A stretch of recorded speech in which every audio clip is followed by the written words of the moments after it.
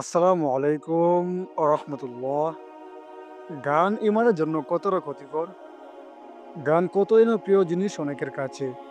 পথে হাঁটতে হাঁটতে গান শুনে, ঘুমাতে ঘুমাতে গান শুনে, এমনকি রান্না করতে করতে অনেকে গান শুনতে ভালোবাসে। আমরা উম্মতে মোহাম্মদীরা গানকে কিভাবে নিয়েছি, আর গানকে কিভাবে নিয়েছিলেন আল্লাহ রাসূল সাল্লাল্লাহু আলাইহি সাল্লাম? আমরা কি জানি যে একবার নবী সাল্লাল্লাহু আলাইহি সাল্লাম চলতি পথে গানের শব্দ শুনে তার কানে ভেসে ওঠার কারণে তিনি খুবই বিরক্ত হয়েছিলেন। তিনি সহ্য করতে না পেরে তৎক্ষণিক সে কানে আঙ্গুল গুঁজে দেন এবং দ্রুত সে স্থান ত্যাগ করেন। তারপর তার সঙ্গে ছিলেন উমর রাদিয়াল্লাহু আনহু। বেশ কিছু দূর এগিয়ে তিনি উমর রাদিয়াল্লাহু আনহুকে জিজ্ঞাসা করেন, এখনো কি গানের শব্দ আছে কিনা? যখন উমর রাদিয়াল্লাহু আনহু বললেন নেই, তখন তিনি উত্তর দিলেন, আল্লাহ রাসূল সাল্লাল্লাহু আলাইহি ওয়াসাল্লাম যে কাজটি করেছেন।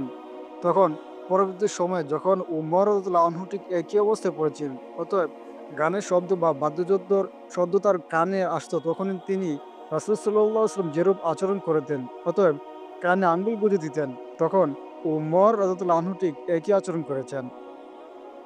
রাসূল সাল্লাল্লাহু আলাইহি ওয়াসাল্লাম যে গানের শব্দে বিরক্ত হয়ে কানে আঙ্গুল গুঁজে দিয়েছেন, আর আমরা তারই উম্মত হয়ে কানে গান গুঁজে দেই, হেডফোন গুঁজে দেই, ইয়ারফোন গুঁজে দেই।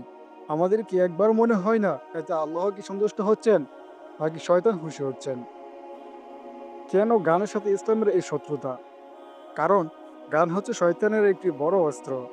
এই অস্ত্র যুগ যুগ ধরে শয়তান ব্যবহার করে আসছে আল্লাহর বান্দাদের কোরআন থেকে দূরে সরে রাখার জন্য। এমনকি আল্লাহ রসুলের যুগে শয়তানের দল একই অবস্থা, এ অস্ত্র ব্যবহার করেছে।